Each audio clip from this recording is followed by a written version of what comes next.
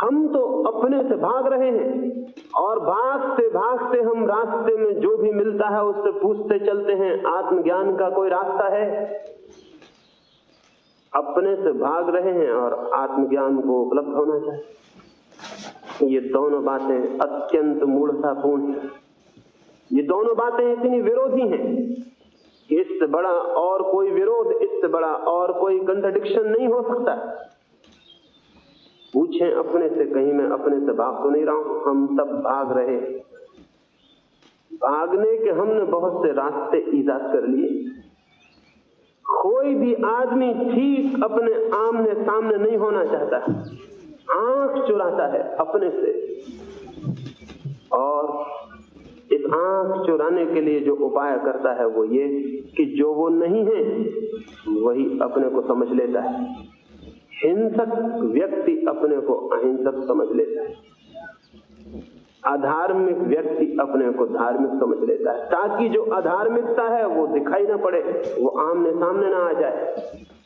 तो सस्ती तरकीबें खोज लेता है। अधार्मिक व्यक्ति रोज सुबह उठ के मंदिर जाने लगता है ताकि उसे दिखाई पड़ने लगे कि मैं धार्मिक हूं। हिंसक व्यक्ति पानी छान के पीने लगता है ताकि उसे दिखाई पड़ने लगे कि मैं अहिंसक हूं।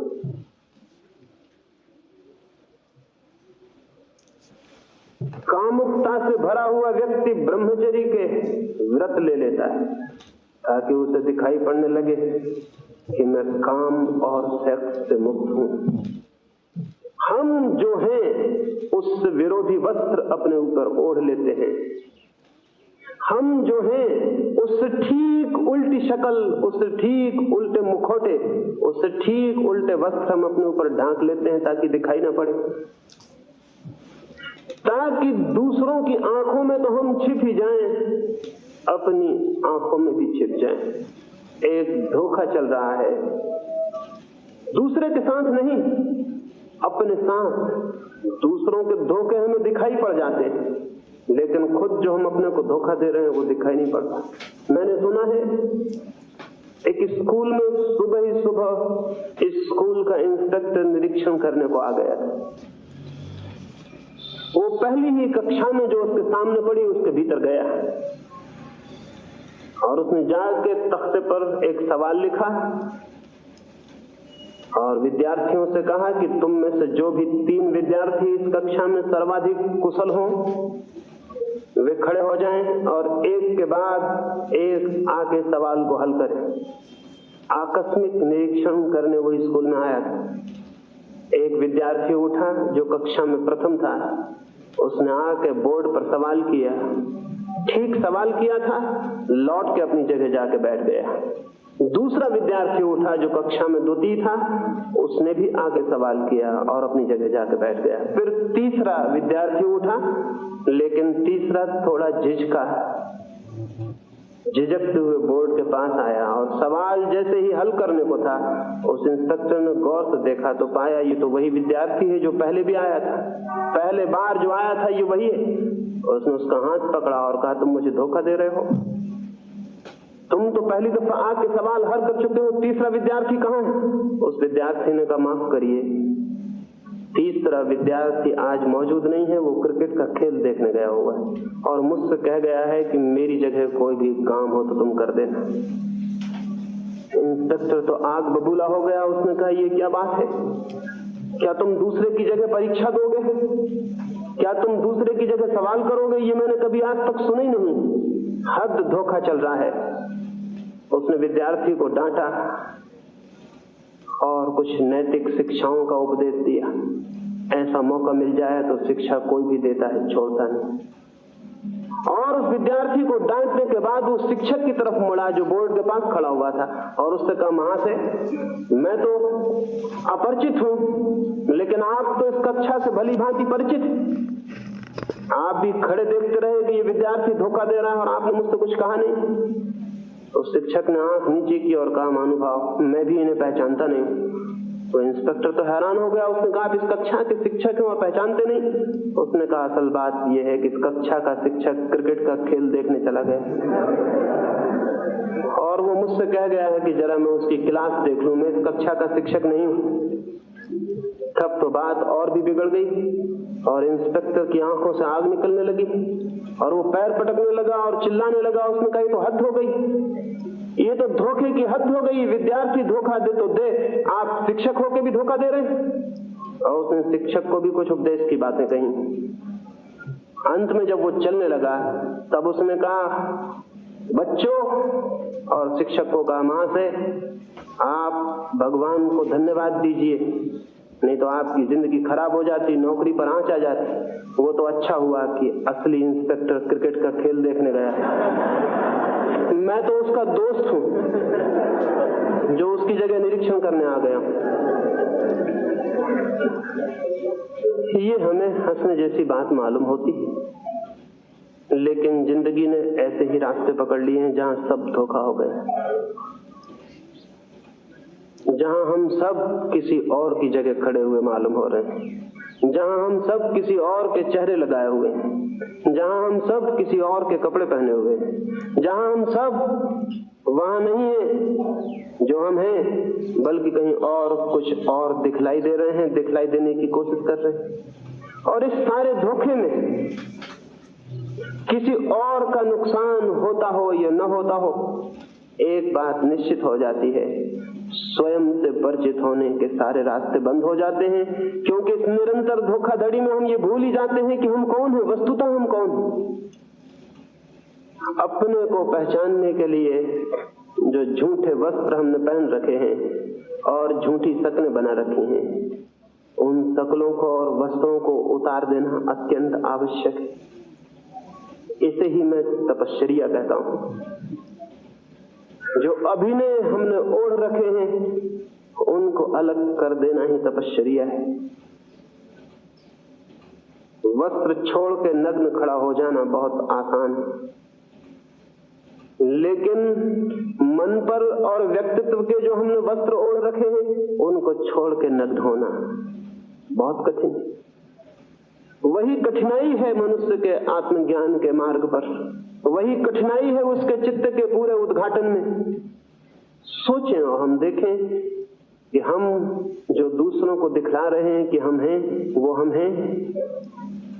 हमने जो नाटक खेल रखा है जीवन में, हमने जीवन को तो एक मंच बना रखा है जहां हम दूसरों का अभिनय कर रहे हैं और धीरे धीरे ये भूल गए हैं कि ये अभिनय था। आदमी भूल जाता है धीरे धीरे।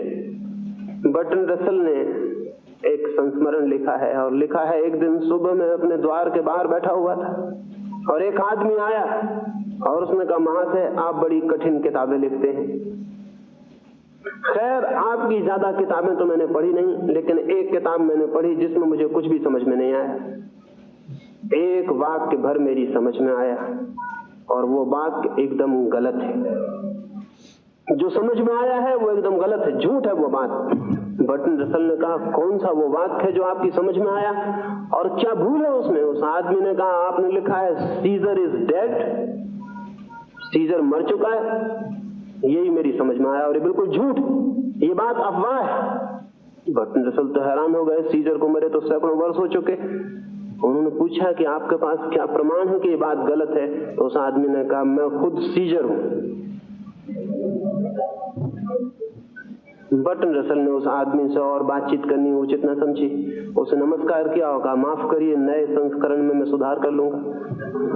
वो आदमी प्रसन्न होकर चला गया। पीछे पता चला कि वो एक नाटक में सीजर का काम किया था और तब से दिमाग उसका खराब हो गया, वो अपने को सीजर ही समझने लगा। और ठीक ही वो बर्ट्रैंड रसल को सुझाव देने आया था कि अपनी भूल सुधार लो, सीजर अभी जिंदा है।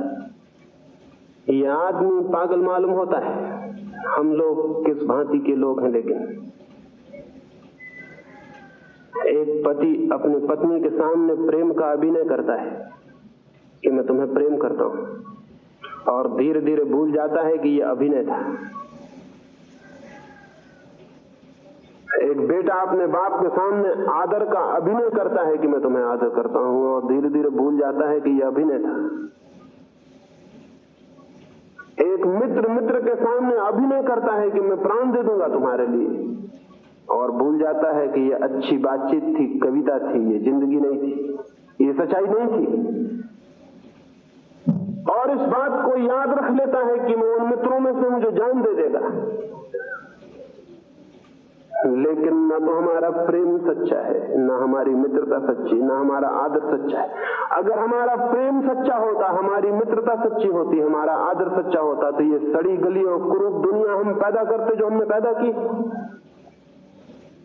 हर पति अपनी पत्नी को प्रेम कर रहा है, हर बाप अपने बेटे को प्रेम कर रहा है, हर माँ अपने बच्चों को प्रेम कर रही, तो सारी दुनिया में इतना प्रेम है और इतनी रद्दी दुनिया पैदा हुई।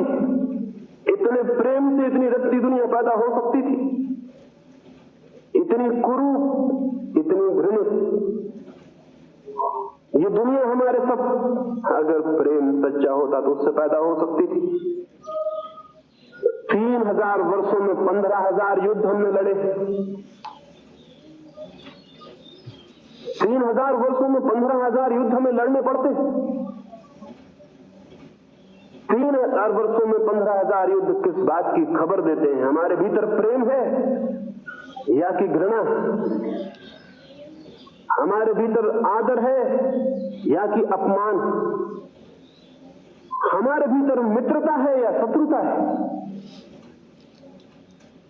अगर कोई भी आदमी आंख खोल के इस दुनिया को देखेगा तो उसे ये शक पैदा हो जाना स्वाभाविक है कि प्रेम की बातें अभिनय होंगी, मित्रता की बातें कविताएं होंगी। अगर वे सच्चाइयां होती तो जिंदगी और होनी चाहिए थी, जैसी वो बिल्कुल नहीं है। कौन इस दुनिया को बना रहा है? हम सारे लोग इस दुनिया को बना रहे हैं। कौन इस समाज का घटक है? हम सारे लोग, और हम सारे लोग तो बहुत प्रेम से भरे हुए लोग।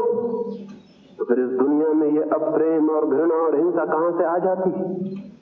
हमारे अतिरिक्त कोई और रास्ता भी है इसके आ जाने का? निश्चित ही असलियत कुछ और होगी, अभिनय हमारा कुछ और है। बड़े व्यापक पैमाने पर दुनिया में जो प्रकट होता है वो हमारी असलियत, और अपने अपने घर में बैठ के हम जो बातें करते हैं वो अभिनय। जिसे हम कहते हैं कि मुझे तुमसे प्रेम है, क्या उस सच में हमें प्रेम है? क्या हमने कभी भी उसका मंगल और कल्याण चाहा है? क्या उस प्रेम में भी हमारी ईर्ष्या और घृणा सम्मिलित नहीं है? क्या जिसे हम प्रेम करते हैं उसकी गर्दन पर भी हमने फंदे नहीं डाल दिए हैं? क्या उसको भी हमने घर की दीवालों में बंद नहीं कर दिया है? क्या हमने उसके ऊपर भी शिक्षे और ताले नहीं जड़ दिए? जिसको हमने प्रेम किया है, क्या उसको भी हमने अपना पोजीशन, अपनी संपत्ति नहीं बना लिया है? क्या कोई व्यक्ति प्रेम करता है और प्रेम को संपत्ति बना सकता है? क्या कोई प्रेम करता है और प्रेम करके किसी का मालिक बन सकता है? क्या कोई प्रेम करता है और किसी के लिए बंधन खड़े कर सकता है? क्या कोई प्रेम करता है और ईर्ष्या से भी भरा हुआ हो सकता है? प्रेम के लिए ये सब असंभव है। इसलिए प्रेम तो हमारा अभिनय है, सच्चाइयां हमारी बहुत दूसरी। मैंने सुना है एक घर में एक माँ और बेटी दोनों को ही रात में उठ के चलने की बीमारी थी। एक रात माँ उठी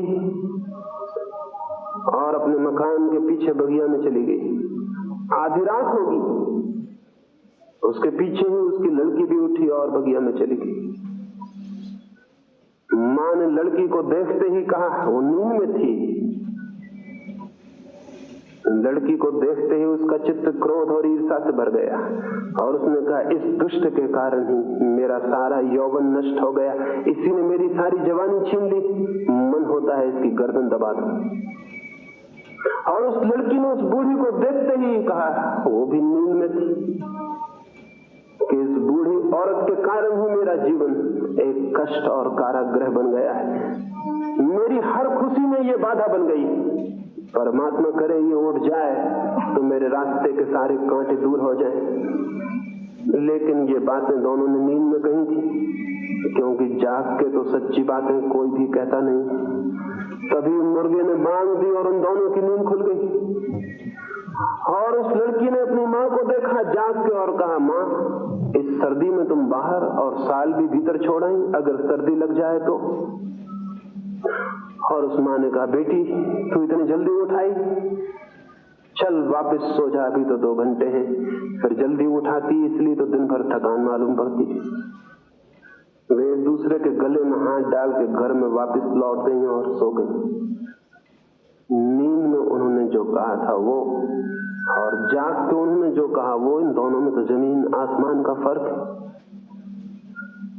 लेकिन सच्चाई क्या है, जो जाग कर कहा वो या जो नींद में कहा वो?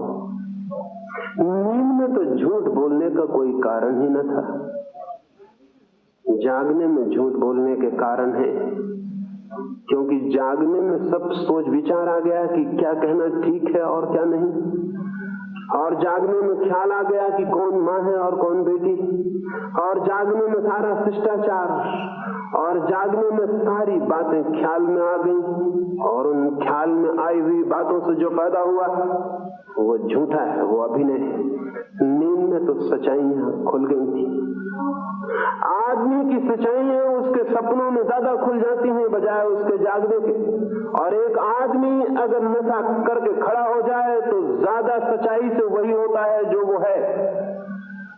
वो गालियां बकने लगता है, वही आदमी जो भजन गा रहा था नशा करके गालियां बकने लगता है। नशे में कोई ताकत हो सकती है कि भीतर गालियां पैदा कर दे? नहीं, लेकिन भीतर गालियां भरी थी, भजन ऊपर थे, और नशे ने सारा बोध छीन लिया। भीतर जो भरा था वो निकलना शुरू हो गया। दिन में हम जागे हैं, रात हम सो गए हैं, होश खो गया, सपने में जो सच्चाइयां थी वो प्रकट होने लगी। आप खुद अपने भीतर अगर थोड़ी खोजबीन करेंगे तो बहुत डर जाएंगे, कहीं मेरे भीतर ये जो सब छिपा है लोगों को पता न चल जाए, कहीं ये उघड़ना चाहे, कहीं कोई इसमें झांक न ले।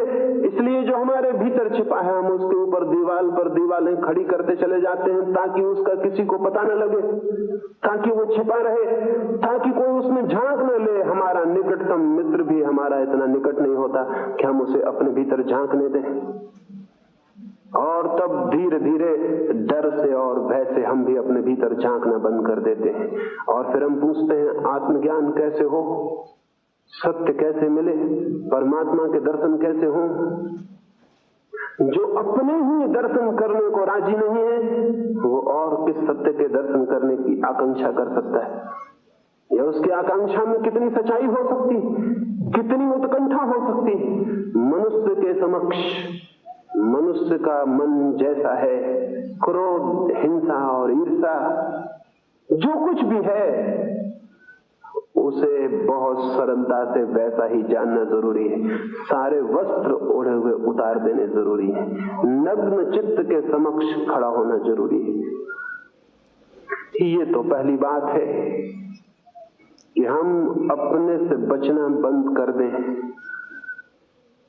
अगर किसी भी दिन हमें जीवन की गहराइयों में उतरना हो और किसी भी दिन हमें जीवन के अर्थ और अभिप्राय को जानना हो और किसी भी दिन हमें जीवन में छिपे सौंदर्य और आनंद की अनुभूति करनी हो तो अपने आप से पलायन बंद कर देना होगा, अपने आप से भागना बंद कर देना होगा और अपने वस्त्रों को उघाड़ के देखना ही पड़ेगा, चाहे ये कितना ही पीड़ादायी हो, चाहे ये कितना ही कष्टप्रद हो और चाहे कितनी ही सांत्वना हमसे छिन जाए और हमारा संतोष नष्ट हो जाए, लेकिन देखना ही होगा इस बात को। इसे बिना देखे कोई रास्ता सत्य तक न कभी गया है और न जा सकता है। ये तो पहली बात है कि हम अपने से भागना बंद कर दें और अपने से हम भाग रहे हैं, नए नए रास्ते खोज रहे हैं और ये अपने से भागना इतना ज्यादा तीव्र हो सकता है या अपने आप की पीड़ा इतनी गहरी हो सकती है कि हम किसी तरह न केवल अपने से भागना चाहें बल्कि पीड़ा से घबरा के अपने को भूलना भी चाहें। भागने के बाद भूलने की सीमा आ जाती है। जो आदमी अपने से निरंतर भागता रहता है, आखिर में उसे पता चलता है मैं कितना ही भागूं, लौट लौट के कुछ चीजें दिखाई पड़ जाती, बार बार अपने से मिलना हो जाता है। आखिर कोई अपने से भाग कैसे सकता है? किसी और चीज से भागता तो भाग भी सकता था। मैं अगर भाग के जंगल चला जाऊं, आप सब तो पीछे छूट जाएंगे, लेकिन मैं अपने साथ ही वहां पहुंच जाऊंगा। मैं जहां भी भागूंगा मैं अपने साथ रहूंगा। तो भागने की अतिशयता एक दिन इस निष्कर्ष पर ले आती है कि भागने से काम नहीं चलेगा, भूलना जरूरी। तब हजार तरह के नशे खोजने की बात शुरू हो जाती। कोई आदमी शराब पी के अपने को भूलना चाहता है, कोई आदमी संगीत में भूलना चाहता है, कोई आदमी सेक्स में अपने को भूल जाना चाहता है। कुछ भले लोग हैं वो इस तरह के नशे करने पसंद नहीं करते, तो उन्होंने भले आदमियों के नशे ईजाद कर लिए हैं। कोई राम राम जप के अपने को भूल जाना चाहता है, कोई मंदिर में जाके भजन कीर्तन करता है, नाचता है और भूल जाना चाहता है, कोई गीता और कुरान और बाइबल पढ़ता है और उन्हीं में अपने को भूल जाना चाहता है। लेकिन नशे चाहे अच्छे हों चाहे बुरे, उनका काम एक ही है कि किसी भांति हम अपने को भूल जाएं। वो जो हम हैं उसकी हमें स्मृति न रह जाए, वो द्वार बंद हो जाए जो हम हैं। बहुत राहत मिलती है जैसे ही कोई अपने को भूलने में समर्थ होता है, बहुत राहत मिलती है। यूरोप और अमेरिका में वो नई नई इजादें कर रहे हैं, नए ड्रग्स खोज रहे हैं, मेस्कलीन है, एलएसडी है और कुछ है। बहुत पुराने दिन से ये खोज चल रही है। वेद के ऋषियों से लेके आज तक, सोमरस से लेके एलएसडी तक वही खोज चल रही कि अपने को किस तरह भूल जाएं। कोई नशा कर लें और अपने को भूल जाएं। भूल जाने में अच्छा लगता है क्योंकि अपने को जानने में बुरा लगता है। वो जो अपने को जानने की पीड़ा है, दंश है, द्वंद है, तकलीफ है कि मैं ये क्या हूं, उसे जितनी देर को हम भूल जाते हैं तो हम तो भगवान हो जाते हैं, क्योंकि वो सारा अंधेरा भूल गया, सब ज्योति हो गई, वो सारे घाव भूल गए, सब स्वस्थ हो गया, वो सब पीड़ाएं भूल गई, चिंताएं भूल गई, सब शांत और संगीत हो गया। लेकिन कोई अपने को कितनी देर भूले रह सकता है? और भूला रहना क्या कोई क्रांति है या कि कोई परिवर्तन? भूलना कोई मार्ग तो नहीं हो सकता, न भागना कोई मार्ग हो सकता है, न भूलना कोई मार्ग हो सकता है। भूलने से क्या हित है? सो जाने से कौन सी राहत है? सो जाने से वो चीज दबी रह जाएगी, भीतर दिखाई नहीं पड़ेगी, लेकिन कब तक सोए रहेंगे? क्या सोने से उसका अंत हो जाएगा जिससे हमने भागना चाहा? क्या आत्मविस्मरण से जीवन की चिंता से छुटकारा हो जाएगा? क्या आत्मविस्मरण मुक्ति बन सकता है? नहीं, बिल्कुल नहीं, कभी भी नहीं। बल्कि जितनी देर आत्मविस्मरण में बीतता है उतना जीवन व्यर्थ हो जाता है, उतना अवसर खो जाता है जिसमें हम अपने को जान लेते और शायद बदल लेते, उतना अवसर अपने हाथ से हम खो देते, उतना अवसर हमारे हाथ से व्यर्थ बीत जाता है। उतनी शक्ति और क्षमता जो हमने अपने को भुलाने में लगाई, काश हम अपने को जगाने में लगाते तो जिंदगी और हो सकती थी, जिंदगी कुछ और हो सकती थी, बात कुछ और हो सकती थी। लेकिन हमने अपने को भुलाने में लगाया। एक आदमी के पैर में फोड़ा हो और वो नशा करके भूल जाए, एक आदमी के सिर में दर्द हो और वो अफीम खा के सो जाए, और एक आदमी के जिंदगी में चिंता हो, पीड़ा हो, परेशानी हो और वो भजन करता रहे और भूल जाए। क्या है इससे कोई पीड़ा, इससे कोई दुख, इससे कोई बीमारी का अंत होता है? नहीं, उसका तो कोई अंत कैसे होगा? उसका अंत तो उसके साक्षात से हो सकता है, उसके मुकाबले से हो सकता है, उसके निकट जानने से, उसे पहचानने से हो सकता है। ज्ञान के अतिरिक्त मनुष्य के जीवन की चिंता और दुख से कोई छुटकारा नहीं। लेकिन ज्ञान से शायद हम भयभीत हैं, क्योंकि ज्ञान की पहली सीढ़ी अपने को जानना होगी। और अपने को जानने का अर्थ आत्मा को जानना नहीं, अपने को जानने का अर्थ परमात्मा को जानना नहीं, अपने को जानने का पहला और सीधा अर्थ अपने चित्त को, अपने मन को जानना है। मन से मन शांत हो जाए, समाप्त हो जाए, मन विलीन हो जाए तो जो जाना जाएगा वो है आत्मा। मन के रहते, मन की इस दौड़ और आकांक्षा में डूबे रहते उससे कोई परिचय नहीं हो सकता। जैसे समुद्र में तूफान हो और सारी समुद्र की छाती लहरों से भरी हो, तो उन लहरों में डूबे समुद्र को, उस समुद्र की शांति को, उस समुद्र के अथाह गहराई को देखना और जानना असंभव है। शांत हो जाएं लहरें तो वो समुद्र सामने आएगा, शांत और गहरा अथाह। लेकिन लहरों के तूफान में तो उसका कोई दर्शन नहीं हो सकता। मन का तूफान है, विचार का तूफान है, चिंता का तूफान है, बहुत लहरें हैं। तो उन लहरों के नीचे छिपी आत्मा के सागर से कोई मिलन नहीं हो सकता। इन लहरों को जानना ही होगा। इन लहरों को जान के इनके विलीन होने पर ही पीछे छिपे सागर की अनुभूति हो सकती। तो पहला कदम बहुत नकारात्मक है और वो ये कि अपने से भागना बंद करें। लेकिन पहले तो ये समझ लें कि हम अपने से भाग रहे हैं। आमतौर से तो हम समझते हैं मैं भाग कर रहा हूं अपने से, लेकिन हम भाग रहे हैं। इस तथ्य को मेरे कहने से नहीं, अपने भीतर अपनी जिंदगी में खोजने से ही देखा जा सकता है। सुबह से सांझ तक हम भाग रहे हैं। जो हम हैं न हम जानना चाहते हैं और न दूसरे को जानने देना चाहते हैं कि हम क्या हैं।